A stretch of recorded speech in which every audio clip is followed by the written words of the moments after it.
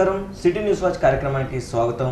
ముందుగా ప్రధాన వార్తాపత్రిక వివరాల్లోకి వెళ్తే ఈనాడు విషయానికి వస్తే దయచేసి వినండి, ఉద్యోగాలు వస్తాయి, రైలు నీరు ప్రాజెక్టులో కదలిక, నవ్యాంధ్ర తొలి వరం, 1000 మంది నిరుద్యోగులకు ఉపాధి అంటూ కూడా ప్రధానంగా ఈనాడు హైలైట్ చేయడం జరిగింది.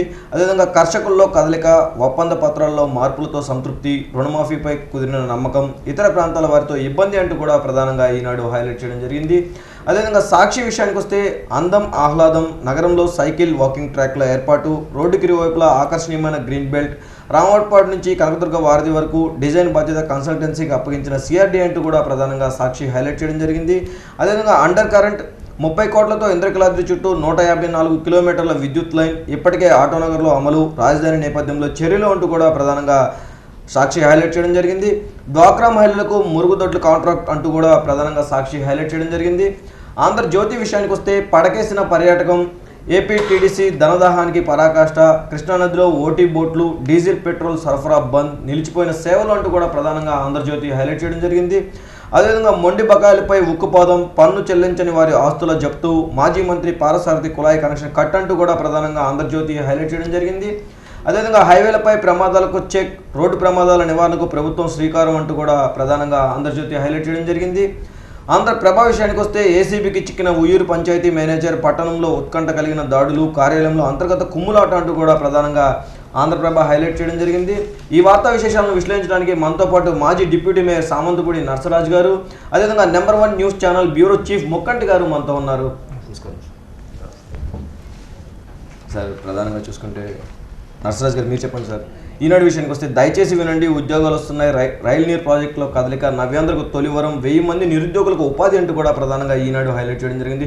అంటే ఈ మధ్య కాలంలో చాలా మంది చదువుకున్న వాళ్ళు సగం మందికి మాత్రమే ఉద్యోగాలు ఉంది. కానీ మన నవ్యాంధ్రప్రదేశ్లో రైలు నీరు ప్రాజెక్టు ద్వారా కూడా నిరుద్యోగులకు ఉద్యోగాలు ఇచ్చే ఆలోచనలో కూడా ప్రభుత్వం ఉన్నట్టు తెలుస్తుంది. దీనిపై మీ అభిప్రాయం చెప్పండి సార్. అంటే ఇప్పుడు రైల్వే ప్రాజెక్ట్ అనేది నాకు తెలిసినంత వరకు ఇప్పుడు మనకి బడ్జెట్లో పెట్టి ఇది 2వ సంవత్సరం గడుస్తుంది. అంటే 1 సంవత్సరం యూపీఏ గవర్నమెంట్లోనే ఇది బడ్జెట్లో ప్రతిపాదన పెట్టడం జరిగింది. సో ఇప్పుడు వచ్చినటువంటి గవర్నమెంట్లో ఇంకా ఇంతవరకు కదలిక రాలేదు. ఎన్డీఏ గవర్నమెంట్లో ఇప్పుడిప్పుడే మరి వస్తుందనేటువంటి ఆశ చూపిస్తున్నారు. కాకపోతే చదువుకున్నటువంటి యువత కన్నా కూడా ఈ ఉద్యోగాలు కొంచెం కింద స్థాయి, వేరే చదువు లేనటువంటి, అంటే మామూలుగా ఏదో 10వ తరగతి చదివేటువంటి వాళ్ళకు కూడా ఉద్యోగాలు వచ్చేటువంటి అవకాశం ఉన్నట్టుగా ఇప్పుడు ఈ వార్త ద్వారా మనకు తెలుస్తుంది. ఏదైనప్పటికీ కూడా ఇటు రైల్వే బోర్డు వారు కానివ్వండి, గవర్నమెంట్ కానివ్వండి, ఎవరైనా కూడా ఇంకా ఇప్పటికే చాలా ఇది ఆలస్యమైంది. ఇది ఆలస్యం కాకుండా ఇంకా త్వరగా దీన్ని పూర్తి చేసి దీనికి కావలసినటువంటి ఇటు ప్రయాణికులకి అటు నిరుద్యోగులకు కూడా మంచి అవకాశం కల్పిస్తారని ఆశించవచ్చు మనం దీని ద్వారా, ఈ వార్త ద్వారా. సార్, ముక్కంటి గారు మీరు చెప్పండి సార్. దయచేసి వినండి, ఉద్యోగాలు వస్తున్నాయి, రైలు నీరు ప్రాజెక్టులో కదలిక, నవ్యాంధ్రకు తొలి వరం, 1000 మంది నిరుద్యోగులకు ఉపాధి అంటూ కూడా ప్రధానంగా ఈనాడు హైలైట్ చేయడం జరిగింది. దీనిపై మీ అభిప్రాయం చెప్పండి సార్. ఖచ్చితంగా ఏదైతే ఈ రైలు నీరు ప్రాజెక్ట్ అనేది నర్సరాజు గారు చెప్పినట్టు 2 సంవత్సరాల క్రితమే ఈ ప్రతిపాదన వచ్చింది. ఈ ప్రతిపాదన ఇప్పటి వరకు పేపర్లకే పరిమితమైంది. రైలు నీరు ప్రాజెక్టుని ఒక ప్రైవేటు ఏజెన్సీకి కట్టబెట్టాలనే ఉద్దేశం మీద ఏదైతే అవతల కృష్ణా కెనాల్ ఉందో, కృష్ణా కెనాల్ సమీపంలో కొంత ప్లేస్ని కూడా అబ్జర్వ్ చేయడం జరిగింది. కానీ ఇప్పటికీ ముళ్ళ కంపలతో కూడి ఉంది ఆ రైలు నీరు ప్రాజెక్ట్ ప్రదేశం. అంటే అసలు ఈ రైలు నీరు ప్రాజెక్టు, ఈ నీరు ఎవరికి సప్లై చేస్తారంటే కేవలం ఏదైతే ఇప్పుడు నిత్యం బెజవాడ కేంద్రంగా 300 నుండి 350 రైళ్లు రాకపోకలు సాగిస్తూ ఉన్నాయి. ఇక్కడ వాటర్ సప్లై వచ్చేసేపటికి స్టేషన్లలో ఉండే పరిస్థితి లేదు. ఉన్నా కూడా ప్రయాణికులు కూడా వెళ్ళి బాటిల్ పట్టుకొని వెళ్ళి తాగే పరిస్థితి లేదు. కాబట్టి ఎక్కువగా ఏదైతే ప్యాకేజ్ డ్రింకింగ్ వాటర్ ఎక్కువగా కొనుగోలు చేస్తున్న పరిస్థితి ఉంది. ఇవన్నీ కూడా ఒక మల్టీనేషనల్ కంపెనీల ద్వారా అమ్మకాలు సాగుతూ ఉన్నాయి. ఆ మల్టీనేషనల్ కంపెనీలకు చెక్ పెట్టి ఆ వ్యాపారం ఏదో మనమే చేస్తే బాగుంటుంది అనే దిశగా కొంత రైల్వేకి ఆదాయం వచ్చినట్టు ఉంటుంది, ప్లస్ అన్ని చోట్ల ఒకే నీరు ఉంటుంది, వేరే ప్రైవేట్ కంపెనీలకు కట్టడి చేయాలనే ఉద్దేశం మీదే ఈ ప్రాజెక్ట్ని ప్రతిపాదించారు. అయితే ఇక్కడ విజయవాడలో ప్రతిపాదించినటువంటి రైలు నీరు ప్రాజెక్టు ఇక్కడి నుంచే మొత్తం దేశవ్యాప్తంగా కానీ రాష్ట్ర వ్యాప్తంగా కానీ కొన్ని లేదా సౌత్ సెంట్రల్ రైల్వే అట్లా కొన్ని జోన్లు తీసుకొని ఆ జోన్లలో సరఫరా ఇస్తారా, కేవలం విజయవాడ కేంద్రంగా అమ్మకాలు సాగిస్తారా అనేది వచ్చే చర్చనీయాంశంగా ఉంది.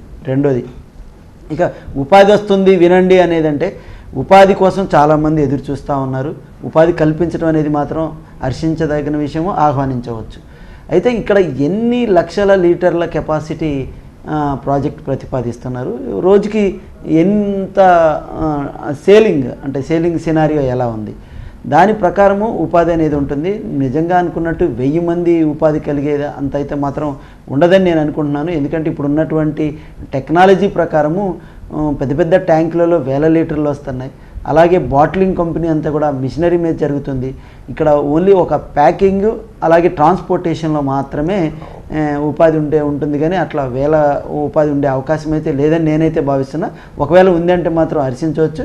కానీ అక్కడ ఎవరైతే దానికి చదువు సంధ్యలు అవసరం లేదు నాకు తెలిసినంతవరకు, ఆ వాటర్ ప్లాంట్ ప్యాకింగ్ విషయంలో కానీ ట్రాన్స్పోర్ట్ అట్లా ఇందాక సార్ చెప్పినట్టు కూడా ఏదైతే చదువుకు సంబంధం లేని వాళ్ళని ఎంతోమంది పాపం చెప్పుకోలేక బయటికి రాలేక చేయలేక ఉపాధి లేక ఉన్నటువంటి 50-60 సంవత్సరాల ఇళ్లలో ఉన్నటువంటి మహిళలు కానీ చాలామంది పురుషులు ఉన్నారు. అట్లాంటి వాళ్ళకి అవకాశం ఇవ్వచ్చు.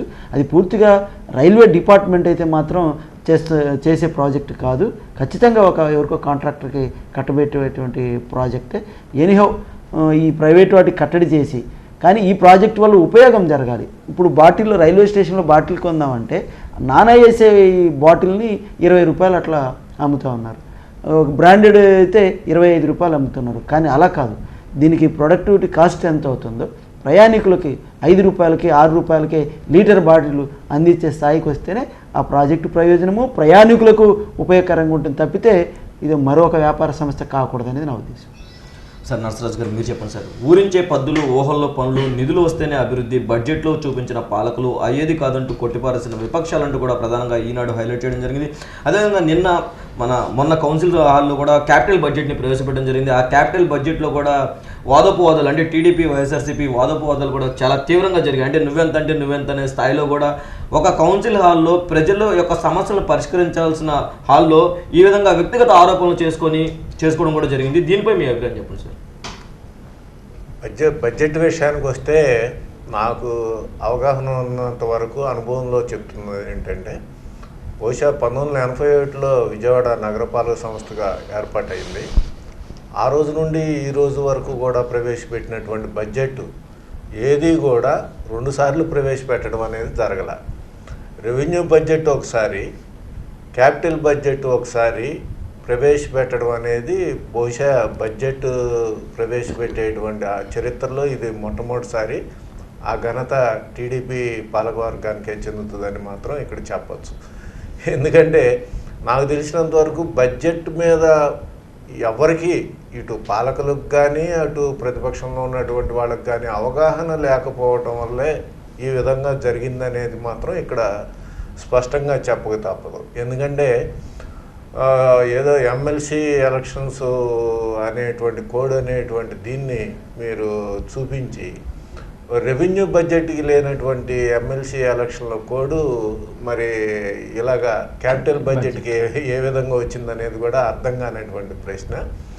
ఇది ఏమిటంటే ఏదో కేంద్ర ప్రభుత్వం నుంచి వచ్చేటువంటి నిధులు ఒక క్లారిటీ రాలేదు కాబట్టి ఈ యొక్క క్యాపిటల్ బడ్జెట్ని తర్వాత ప్రవేశపెట్టాలనేటువంటి ఉద్దేశంతో పాలకపక్షం ఈ విధంగా చేశారేమో అనేటువంటి భావన కూడా ఈ రోజున కలుగుతుంది. తర్వాత ఇంకోటి ఏంటంటే, నాకు తెలిసినంత వరకు విజయవాడ నగరంలో ఏదో ఒక సర్వే అని చాలా హడావుడి చేసింది కార్పొరేషన్. ప్రతి ఇంటికి కూడా సర్వే చేయాలి, దాదాపు ఇప్పుడు ఉన్నటువంటి ఆస్తి పన్నుని ఈ యొక్క ఉన్నటువంటి లోపాలని సరిదిద్దటం ద్వారా ఈ యొక్క ఆస్తి పన్ను ఇప్పుడు ఉన్నటువంటి 70 కోట్ల నుంచి 140 కోట్లు అవుతుందని చెప్పి అటు మేయర్ గారి దగ్గర నుంచి కమిషనర్ దగ్గర నుంచి అధికారుల దగ్గర నుంచి అందరూ పదే ప్రకటించి మేము పన్నులు పెంచాం, ఆస్తి పన్నుని ఉన్నటువంటి ఇతర పన్నుల్లో ఉన్నటువంటి లోపాలని సరిదిద్దటం ద్వారా ఈ యొక్క ఆదాయాన్ని పెంచుతామని చెప్పి సర్వే కూడా మొదలుపెట్టడం జరిగింది. కానీ వీళ్ళు చేసినటువంటి సర్వే ద్వారా ఇప్పటివరకు వచ్చినటువంటి వాళ్ళకి రిజల్ట్స్ ఏంటంటే ప్రస్తుతం ఉన్నటువంటి ఆస్తి పన్ను ఏమాత్రం కూడా పెరిగేటువంటి అవకాశం లేదు అనేటువంటిది సర్వే ద్వారా రావడం జరిగింది. కాబట్టి అంటే దాన్ని కూడా సర్వేలో అయిపోయిన తర్వాత ప్రవేశపెడదామని అనుకున్నారు. కానీ వచ్చే ఆదాయం కూడా ఏం లేదనేది వీళ్ళకి అర్థమయ్యి ఇప్పుడు ఈ క్యాపిటల్ బడ్జెట్ ప్రవేశపెట్టారు. ఈయన క్యాపిటల్ బడ్జెట్ విషయానికి వస్తే కేంద్ర ప్రభుత్వం నుంచి వచ్చేటువంటి నిధులు తప్ప, అలాగే రాష్ట్ర ప్రభుత్వం నుంచి వచ్చేటువంటి నిధులు తప్ప ఈ క్యాపిటల్ బడ్జెట్లో వేరే ఇతరత్ర ఏ విధమైనటువంటి ఆదాయాలు చూపించలేదు.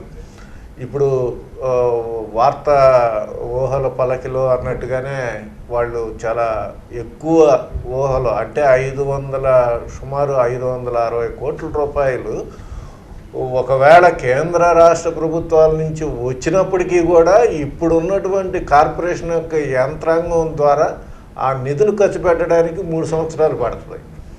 సో 560 కోట్ల రూపాయలని బడ్జెట్లో చూపించి క్యాపిటల్ బడ్జెట్ని ఆ నిధులన్నీ కూడా ఈ సంవత్సరం ఖర్చు పెడతాం, ఈ సంవత్సరమే కేంద్ర రాష్ట్ర ప్రభుత్వాల నుంచి వస్తాయి అని చెప్పి చూపించడం అనేది ఇది కేవలం ఇక్కడ విజయవాడ నగర ప్రజల్ని, పౌరుల్ని ఇది తప్పుదారి పట్టించడం తప్ప మరొకటి కాదనేది మాత్రం ఇక్కడ స్పష్టంగా చెప్పచ్చు.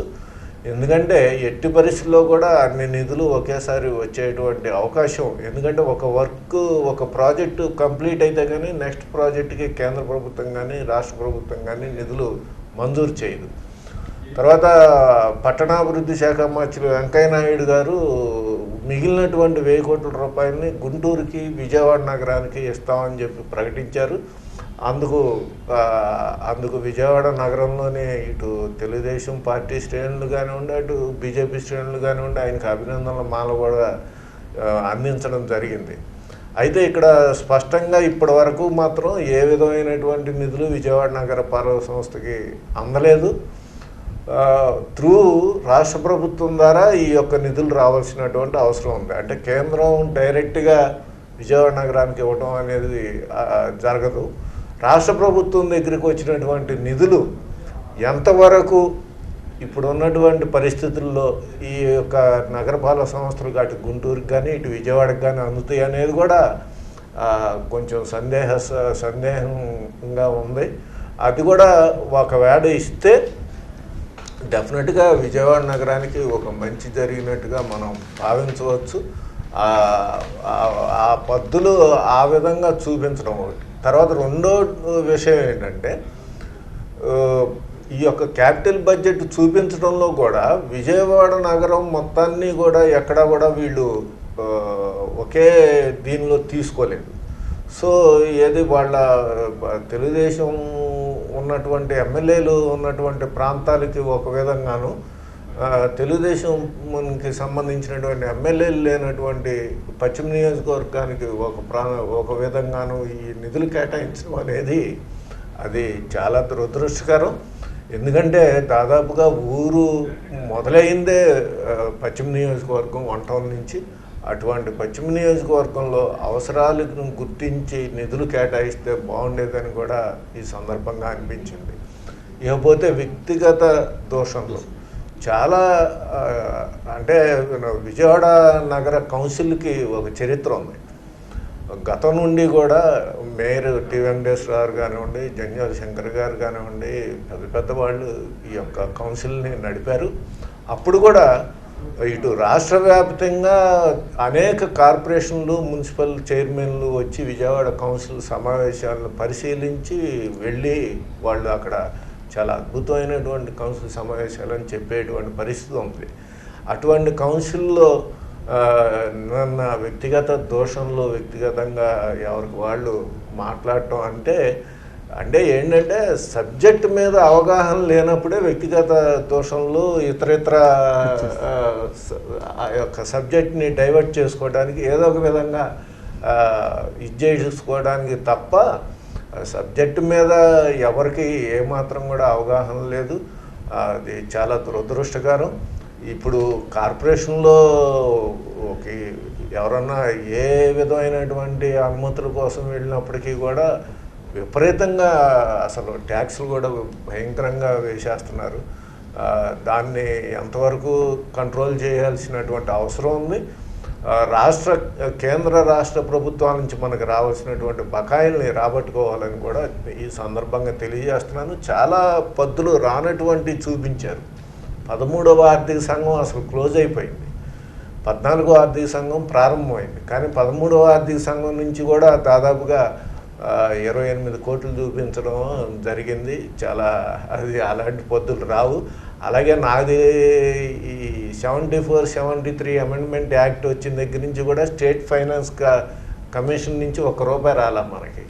స్టేట్ ఫైనాన్స్ కార్పొరేషన్ నుంచి ఏర్పాటు చేస్తున్నారు తప్ప ఎక్కడ మనకి ఇంతవరకు రాలా. కానీ దాని ద్వారా కూడా దాదాపు 80 కోట్లు 8 కోట్లు చూపించారు. అది కూడా ఇవన్నీ కూడా ఏంటంటే అంత ఈజీగా ఈ పద్దులన్నీ వస్తాయి అనేటువంటి అవకాశం లేదు. ఒకవేళ వస్తే మాత్రం సంతోషం. సార్ ముక్కంటి గారు మీరు చెప్పండి సార్. ఊరించే పద్దులు, ఊహల్లో పనులు, నిధులు వస్తేనే అభివృద్ధి, బడ్జెట్లో చూపించిన పాలకులు అయ్యేది కాదంటూ కొట్టిపారేస్తున్న విపక్షాలంటూ కూడా ప్రధానంగా ఈనాడు హైలైట్ చేయడం జరిగింది. అంటే మన క్యాపిటల్ బడ్జెట్ని ప్రవేశపెట్టడం జరిగింది. దీనిపై మీ అభిప్రాయం చెప్పండి సార్. అంటే ఒకటి, ఏదైనా ఒక ప్రైవేటు సంస్థ అయినా ప్రభుత్వ సంస్థలైనా కానీ ఒక ఏడాది పాలన ఎలా కొనసాగించాలి, ఎలా నడిపించాలి అనుకున్నప్పుడు ఆ సంస్థకు వచ్చేటువంటి ఆదాయాలు ఏమున్నాయి, వాటి వ్యయం ఎలా ఉంటాయి, అలాగే వచ్చే ఆదాయాన్ని ఎలా ఖర్చు చేయాలనేటప్పుడు ఒక ప్రతిపాదన అనేది రూపొందించుకోవటం అనేది సర్వసాధారణము, ఆనవాయితీ. అందులో భాగమే అదే బడ్జెట్. అంటే ఈ యొక్క నగరపాలక సంస్థకి మొత్తం ఎన్ని రకాల ఆదాయాలు, మొత్తం ఎన్ని వందల కోట్లు వస్తున్నాయి, ఆ వచ్చే కోట్లన్నింటినీ ఏమి చేయాలనుకుంటున్నారు అని తెలిపేదే ఈ బడ్జెట్.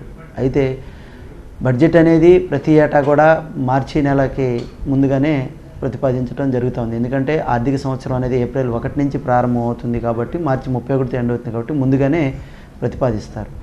అయితే వీటిలో మీరు అడిగినట్టు ఊహల్లో అంటున్నారు. ఖచ్చితంగా బడ్జెట్ అనేది ఊహల్లోనే ఉంటుంది. ఎందుకంటే రాబోయేది ఊహించే తయారు చేస్తారు. తర్వాత ఆ ఊహలు ఫలిస్తాయా లేదా అనేది వచ్చినప్పుడు మళ్ళీ లాస్ట్లో సవరణ బడ్జెట్ అని చెప్పేసి పెట్టి అనుకున్నాము ఇన్ని వందల కోట్లు వస్తాయని, ఇలా ఖర్చు చేద్దాం అనుకున్నాము రాలేదు, వాస్తవ బడ్జెట్ ఇదని చెప్పి మళ్ళీ పెట్టుకునేటువంటి అవకాశాలు కూడా ఈ బడ్జెట్లో కల్పించడం జరిగింది. అయితే ఒకటి, ఎవరినో మభ్యపెట్టడం కోసము అంకెల గారడీలు సృష్టించడం అనేది కరెక్ట్ కాదు. వాస్తవాలకు దగ్గరగా ఉన్నటువంటి అమౌంట్లోనే అంచనా వేసుకొని దానికి అనుకూలంగా నడిస్తే బాగుంటుంది. కానీ ఇప్పటివరకు అట్లా జరిగిన దాఖలాలు లేవు. ఇక చూసినట్టయితే మీరు అడిగినట్టు 2 రకాల బడ్జెట్లు చెప్తా ఉన్నారు.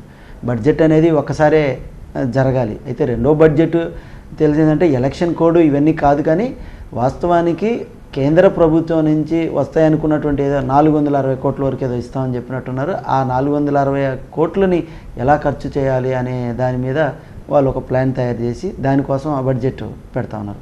కానీ అల్టిమేట్గా ఈ బడ్జెట్ ఎవరి కోసం పెడుతున్నారు? ఒక బడ్జెట్కి ఒక లైను వ్యూహం ఉంటుంది. అంటే ఇప్పుడు రాష్ట్ర ప్రభుత్వం చూసినట్టయితే పేదరికం లేని సమాజాన్ని మేము తీర్చిదిద్దాలి, అదే నా చివరి రక్తపు బొట్టు వరకు చేస్తామని చెప్పి ముఖ్యమంత్రి చెప్తా ఉన్నారు.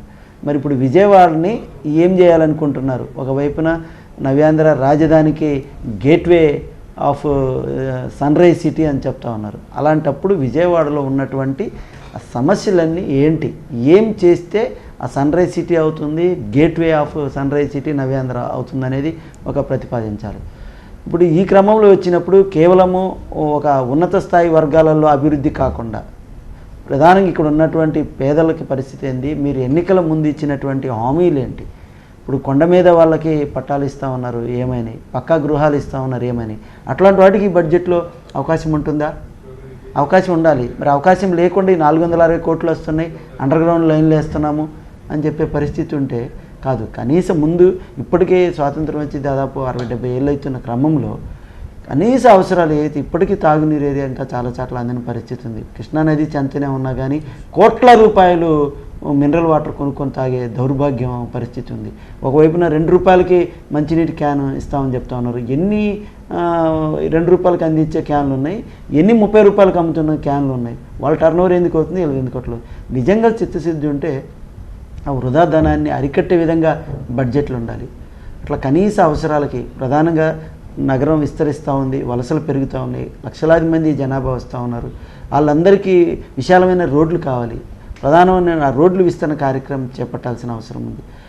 అలాగే అంటే బ్యూటీ అంటే అభివృద్ధి జరగాలి, కానీ ఆ అభివృద్ధి ఎవరికి జరగాలనే విషయంలో కూడా చూడాలి. అంటే అభివృద్ధి కొంత ప్రాంతాల్లో చేసి కనీసం కూడుగుడ్డ నీరు వాళ్ళని మాత్రం స్లమ్గా ఉంచడం అనేది కరెక్ట్ కాదు. కాబట్టి ఇది రెండోసారి బడ్జెట్ పెట్టినా, మొదటిసారి బడ్జెట్ పెట్టినా, ఇంకోసారి బడ్జెట్ పెట్టినా ఈ బడ్జెట్ అంతిమ లక్ష్యం ఏమిటి, ఆ దిశగా బడ్జెట్ కేటాయింపులు ఉన్నాయా లేదా అనేది చూడాలి.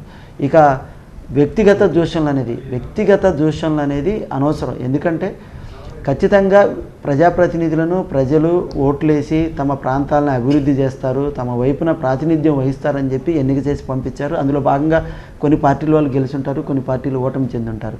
అయితే ఇక్కడ వస్తున్న సమస్య ఏంటంటే చూస్తాం, అసెంబ్లీలు పార్లమెంటులో తన్నుకోటాలు చిట్టుకోటాలు కొట్టుకోటాలు చూస్తున్నారు. కాబట్టి అవి కింది స్థాయి వరకు స్థానిక సంస్థల్లో కూడా ఆనవాయించి కనపడాలి, ఎక్స్పోజ్ అయ్యాలనే దిశగా చేస్తే మాత్రం కరెక్ట్ కాదు.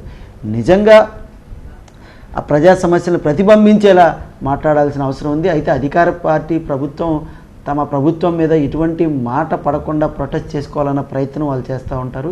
ప్రజల వైపున ఉండాల్సిన బాధ్యత ప్రతిపక్షం మీద ఉంటుంది. కాబట్టి ప్రతిపక్షం వాళ్ళు ఏది అడిగినా కూడా దానికి సరైన సమాధానం, సార్ చెప్పినట్టు సబ్జెక్ట్ ఉంటే సమాధానం వస్తుంది, వాస్తవం ఉంటే 100 సార్లు చెప్పినా అదే వాస్తవం వస్తుంది. అవాస్తవం చెప్పాలంటే ఒక్కొక్కసారి ఒక్కొక్క రకంగా వస్తుంది. కాబట్టి వాస్తవికంగా వెళ్ళినప్పుడు ఈ వాదులాటలు అనేవి ఉండవు. ప్రతిపక్షాలు చేసినటువంటి ప్రతిపాదనని పాజిటివ్గా స్వీకరించాలి, అందులో వాస్తవికతని గమనించాలి.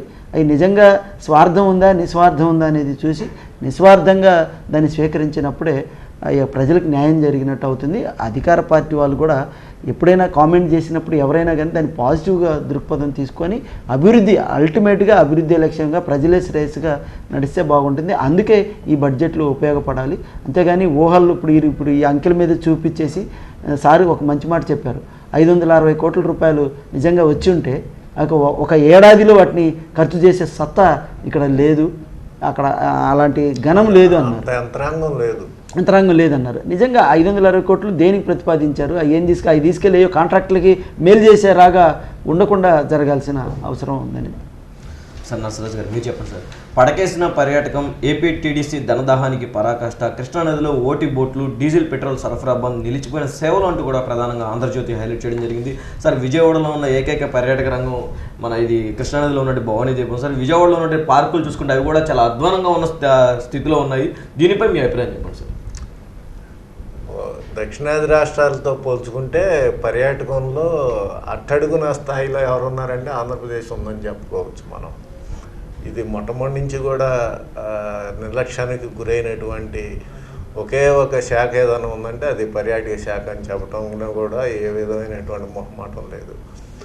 అయితే అసలు ఉన్నటువంటి కాస్త కోస్తో ఇక్కడ ఉన్నటువంటి విజయవాడ నగర పౌరులకు కానివ్వండి, అలాగే కనకదుర్గమ్మ గుడి సందర్శనార్థం విచ్చేసేటువంటి అనేక మంది అనేక జిల్లాల నుంచి కానివ్వండి, అనేక ప్రాంతాల నుంచి కానీ వచ్చేసేటువంటి వారికి కానివ్వండి, కాస్త కోస్త వినోదం ఉండేటువంటిది, ఆహ్లాదం పంచేటువంటి ఏమన్నా కొంచెం ఉన్నాయంటే విజయవాడ నగరంలో ఆ కృష్ణానదిలో బోటింగ్ ఒకటే, అలాగే భవానీ ద్వీపం ఒకటి. ఈ రెండు కూడా పడకేయటం అనేది నిజంగా అది ఏదో నవ్యాంధ్రప్రదేశ్లో ఏదో సింగపూర్ చేస్తాం, జపాన్ చేస్తాం అని కలర్ సినిమాలు చూపిస్తున్నారు తప్ప ఇప్పుడు ఉన్నటువంటి వాటిని సక్రమంగా నిర్వహిద్దాం అనేటువంటి ధ్యాస ఏ డిపార్ట్మెంట్కి లేకపోవడం అది చాలా దురదృష్టకరం. ఎందుకంటే వచ్చేటువంటి వాళ్ళు ఎవరో కూడా ఏ విధమైనటువంటి వినోద కార్యక్రమం లేనటువంటి పరిస్థితి.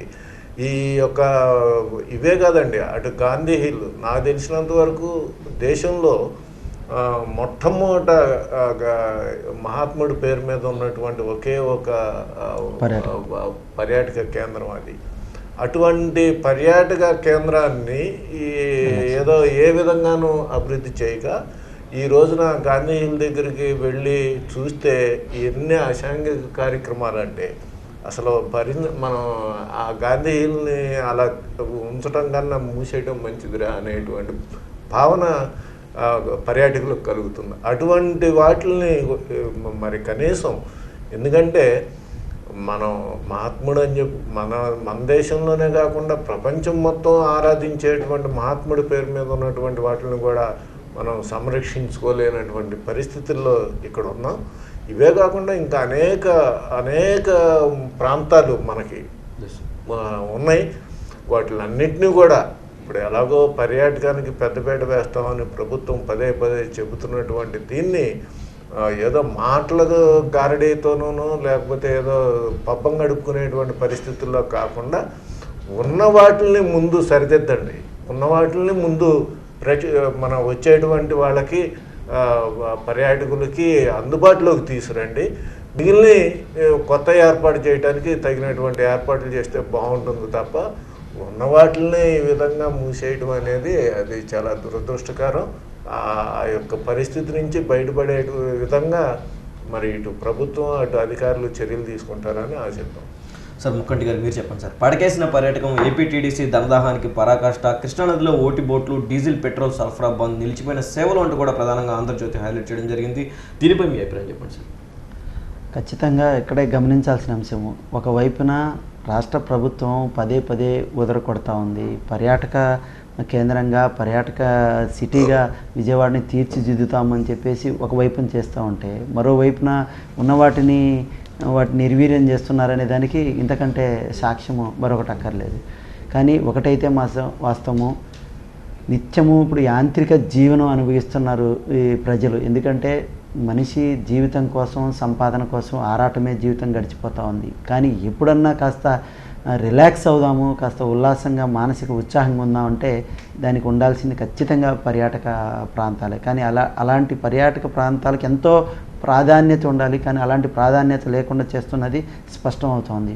ఇప్పుడు ఏదైతే రాష్ట్ర విభజన జరిగిన తర్వాత ఈ విజయవాడకి ఎంతో చేయాల్సిన పరిస్థితి ఉంది. నిజంగా ఇవి కూడా ప్రతిపాదనలకే పరిమితం. గతంలో కృష్ణా నదికి డౌన్ స్ట్రీము మొత్తం కూడా రెండు వైపులా కూడా అద్భుతమైనటువంటి సుందరంగా తీర్చిదిద్దుతామని విజయశ్రీ అనే ప్రాజెక్టు నామకరణాలు చేసి కలర్ బ్రోచర్లు చూపించి ఊహల్లో చూపించారు ఇట్లా ఉండబోతుందని. కానీ అవి ఏమైనాయి అనేది తెలియదు. సరే, కొత్త కాకపోయినా ఎలా కాకపోలేదు, ఉన్న వాటినన్నా కాపాడుకోవాల్సిన అవసరం ఎంతైనా ఉంది. ఇప్పటికైనా కానీ భవానీ ఐలాండ్ కూడా ఇప్పటికే ధర పెరిగింది. గతంలో కొంచెం రిలాక్స్గా ఉండేది. కాంట్రాక్టర్కి అప్పచెప్పిన తర్వాత అన్ని ధరలు పెరిగిపోయినాయి. లోపల ఫ్రీగా అక్కడ పిల్లలతో ఎంజాయ్మెంట్ చేసే పరిస్థితులు ఉన్న అరాకొర సౌకర్యాలు అయినప్పటికీ ప్రతిదానికి పేమెంట్ చేయాల్సిన దుస్థితి వచ్చింది. కానీ ఇక్కడ సరే, మనిషి సాటిస్ఫై అయితే 10 రూపాయలు పెట్టడానికి ఇబ్బంది పడరు. కానీ సాటిస్ఫాక్షన్ ఉండే విధంగా ఆ పర్యాటకంగా అభివృద్ధి జరగాలి.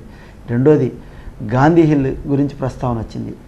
గాంధీ కొలుచుకొని ప్రతి అరాచకము, ఇల్లీగల్ యాక్టివిటీకి మహాత్ముల్ని పేరు పెట్టుకొని తప్పు చేసామనే బాధ అయితే మాత్రం నిజంగా గాంధీ హిల్ చూస్తే బాధేస్తుంది. కరెక్ట్, మహాత్ముడు అనగానే మనకి ఎక్కడో తెలియని అనుభూతి కలుగుతూ ఉంది. కానీ అక్కడికి వెళ్ళి చూస్తే ఈరోజు గాంధీ హిల్స్ అంతా ఒక ప్రేమాయనికి దాన్ని ఏమైనా లవర్స్ జోన్గా మారిపోయింది. అక్కడ అడ్డుకట్టేసేవాళ్ళు లేరు, దాన్ని ఆపేవాళ్ళు లేరు. సార్ అన్నట్టు కాంగ్రెస్ ప్రభుత్వ హయాంలో చివరిలో చిరంజీవి కేంద్ర మంత్రిగా ఉన్నప్పుడు దీన్ని ప్రత్యేకంగా అభివృద్ధి చేయాలని డబ్బులు మంజూరు చేశారు. ఆ డబ్బులు ఏమైనా అభివృద్ధి జరిగిందా లేదా అనేది లేదు. తర్వాత వాటిని కొన్ని సంఘాలు ఉన్నాయి. ఆ సంఘానికి ఈ విజయవాడకు పట్టిన దౌర్భాగ్యమో మహాభాగ్యమో తెలియదు. కానీ ఎన్ని సంఘాలు వేసినా కానీ ఆయనే అధ్యక్షుడు ఉంటారు. ఒక మహానుభావుడు, ఆయనే అధ్యక్షులుగా ఉంటారు. నిజంగా మరి ఆయనకే ఎందుకు కట్టబెడుతున్నారో అయితే నాకైతే తెలియదు. అలాంటి ఆ సంఘానికి గౌరవ అధ్యక్షులు కానీ బాధ్యత వహిస్తున్నటువంటి సదరు ప్రజాప్రతినిధి గంగరాజు గారు ఎంపీగా ఉన్నారు. క్రికెట్ అసోసియేషన్కి ఆయనే ఉన్నారు. మహాత్మా గాంధీ దానికి ఆయనే ఉన్నారు. చాలా సంఘాలు గంగరాజు ఉన్నారు. గంగరాజు గారికి బాధ్యత ఎక్కువైతే దాన్ని బాధ్యత వహించే వాళ్ళకి అప్పచెప్పి ఆ గాంధీని బ్రహ్మాండంగా ఒక పర్యాటక కేంద్రంగా చేసి ఆ ప్రేమికుల అడ్డాని తొలగిస్తే బాగుంటుందనేది అయితే నా కోరిక. గాంధీ హిల్స్ని అద్భుతంగా అధునాతనంగా లైటింగులతో సహా చేసి కాపాడుకుంటే చాలా ఉపయోగకరంగా ఉంటుంది ఒకటి. అలాగే భవానీ ద్వీపం కానీ అలా బోట్ షికార్లతో పాటు ఇంకా కొత్తగా టూరిజం అభివృద్ధి చేయాల్సిన అవసరం ఎంతైనా ఉంది. దయచేసి ఉన్న వాటిని అభివృద్ధి చేయండి, కొత్తవి పెట్టండి, కానీ కొత్తవి వస్తాయో రాదో తెలియదు, కానీ ఉన్న వాటిని మాత్రం నిర్వీర్యం చేయకుండా ప్రభుత్వం చర్యలు తీసుకుంటే బాగుంటుంది. అప్పుడే ప్రజలు హర్షిస్తారు. లేకపోతే మీరు చెప్తున్న మాటలకు జరుగుతున్న వాస్తవాలకి పొంతన లేకుండా అవాస్తవాలు చెప్తున్నారనేది స్పష్టంగా ఈరోజు ఏదైతే ఇప్పుడు బోటుకి డీజిల్ లేవు అందుకని ఆపేస్తున్నాం అనేది ప్రజలకి ఒక ప్రభుత్వం మీద ఒక హేయమైన అభిప్రాయం వచ్చే ఏర్పాటు జరుగుతుంది. సార్ నరసరాజు గారు మీరు చెప్పండి సార్. మొండి బకాయిలపై ఉక్కుపోదం, పన్ను చెల్లించిన వారి ఆస్తుల జప్తు అంటూ కూడా ప్రధానంగా ఆంధ్రజ్యోతి హైలైట్ చేయడం జరిగింది. దీనిపై మీ అభిప్రాయం చెప్పండి సార్. తప్పకుండా చేయాలండి ఇది. ఎందుకంటే నాకు తెలిసినంత వరకు నగరపాలక సంస్థకు ఉన్నటువంటి ఒకే ఒక ప్రధానమైనటువంటి ఆదాయం ఆస్తి పన్ను. అంత తప్ప వేరే ఏ విధమైనటువంటి ఆదాయాలైనా మిగిలినటువంటి రెండో స్థానంలో నిలుస్తాయి తప్ప మొదటి స్థానంలో నిలిచేది మాత్రం ఇది ఆస్తి పన్ను. సో ఆస్తి పన్ను వసూలులో ప్రజలు యొక్క ఆస్తుల్ని జప్తు చేస్తున్నారు. ప్రజల మీద పడి ఈ విధంగా ఉన్నటువంటి లోపల ఉన్నటువంటి సామాను కానివ్వండి, లేకపోతే విద్యుత్ కుళాయిలు కానివ్వండి, ఇంకోటి కట్ చేయడం అనేది జరుగుతుంది. కానీ ఇదే నగరపాలక సంస్థ మరి ప్రభుత్వ రంగ సంస్థల నుండి, అంటే ఇటు రాష్ట్ర ప్రభుత్వం నుండి కానివ్వండి, అటు కేంద్ర ప్రభుత్వానికి సంబంధించినటువంటి సంస్థల నుంచి దాదాపుగా కోట్లాది రూపాయలు రావాల్సినటువంటి అవకాశం కార్పొరేషన్కి ఉంది. కార్పొరేషన్లో ఈ రోజున నాకు తెలిసినంత వరకు 8 కోట్లు 9 కోట్ల రూపాయల చిల్లర ఒక్క రైల్వే డిపార్ట్మెంట్ నుంచే రావాల్సింది ఉంది.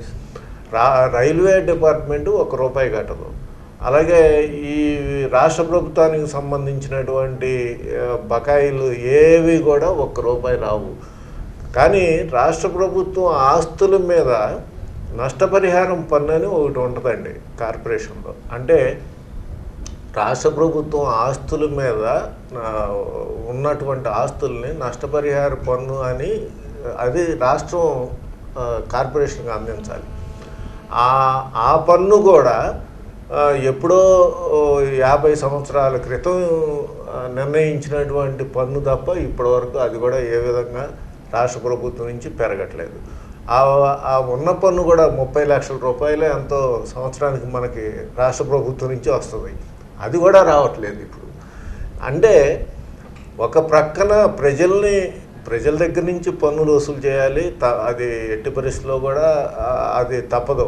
అది మీరు కొంచెం ఏదన్నా చర్యలు తీసుకున్నా కూడా అభ్యంతరం ఉండదు. కానీ దీనికి ప్రజల్లో ఒక రకమైనటువంటి నమ్మకం కలిగించాలంటే ఇటు రాష్ట్ర ప్రభుత్వం నుండి వాళ్ళ యొక్క సంస్థల నుండి కానివ్వండి, కేంద్ర ప్రభుత్వ సంస్థల నుండి కానీ ఎందుకు పన్ను వసూలు చేయట్లేదు అనేటువంటి సందేహం ప్రజలకు ఇచ్చి ప్రజల దగ్గరకు వచ్చి మేమెందుకు కట్టాలనేటువంటి పరిస్థితి ప్రజల దగ్గర నుంచి వచ్చేటువంటి ఇది రాకూడదు అనేది కూడా ఇక్కడ స్పష్టంగా చెప్పదలుచుకున్నాం.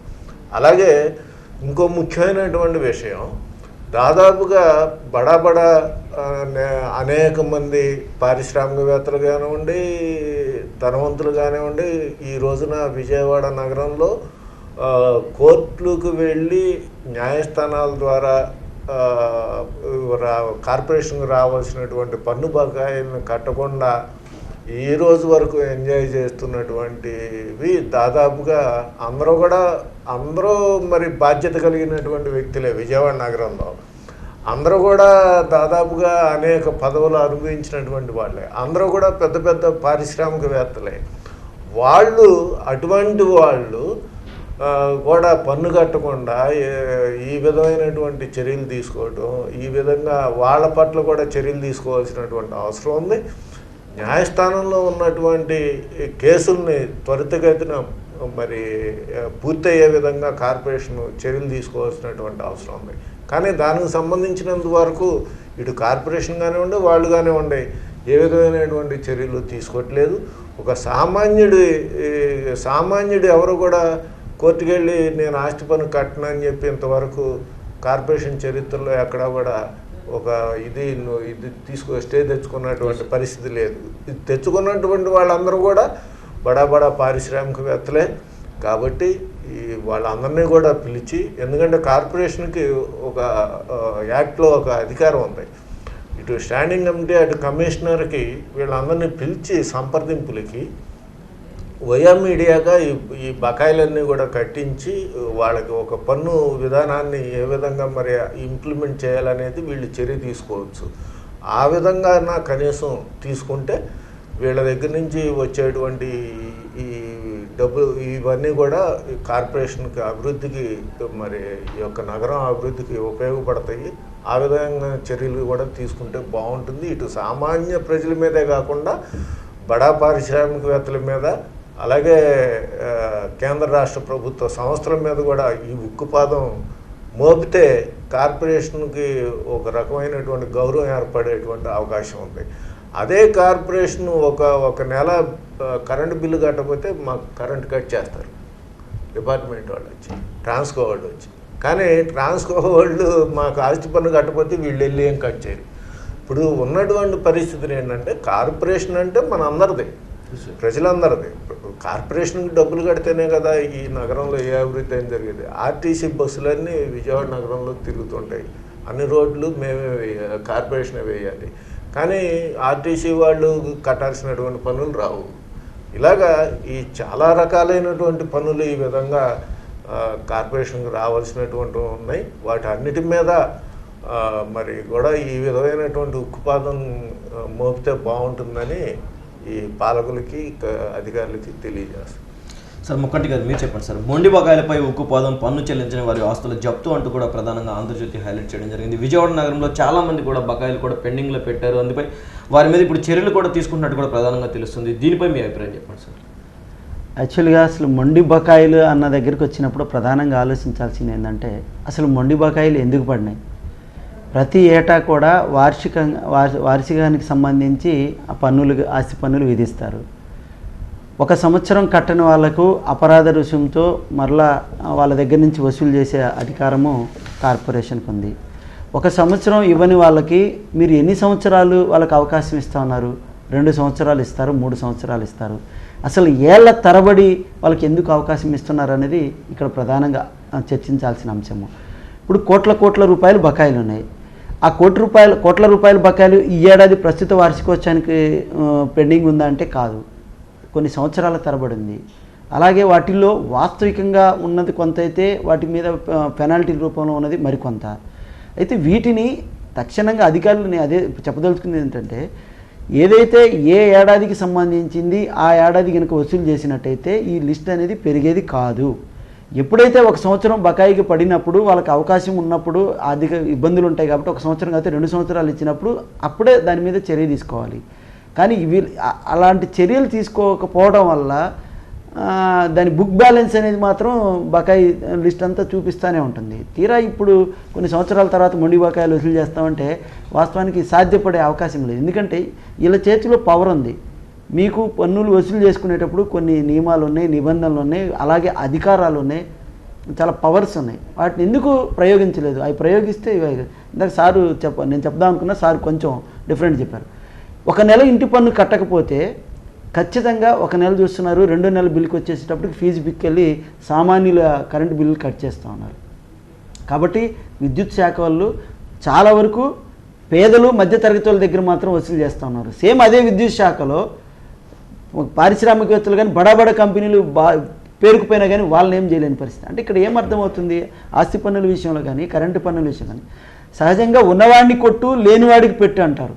కానీ ఇప్పుడు జరుగుతుంది ఏంటంటే లేనివాడిని కొట్టు ఉన్నవాడికి పెట్టు అన్న చందంగా వసూలంతేమో లేని వాళ్ళ దగ్గర వసూలు చేసి తీసుకెళ్ళేమో ఉన్న వాళ్ళకి పెడుతుంది. ప్రతి రంగంలో తీసుకోండి, మీరు ఎక్కడైనా తీసుకోండి, ఇది పెడుతున్నారు. బ్యాంకులు కూడా తీసుకోండి, సామాన్యులకి ఇచ్చే లోన్లు మొత్తం తీసేస్తే 1000 కోట్లు 2 కోట్లు ఉండవు.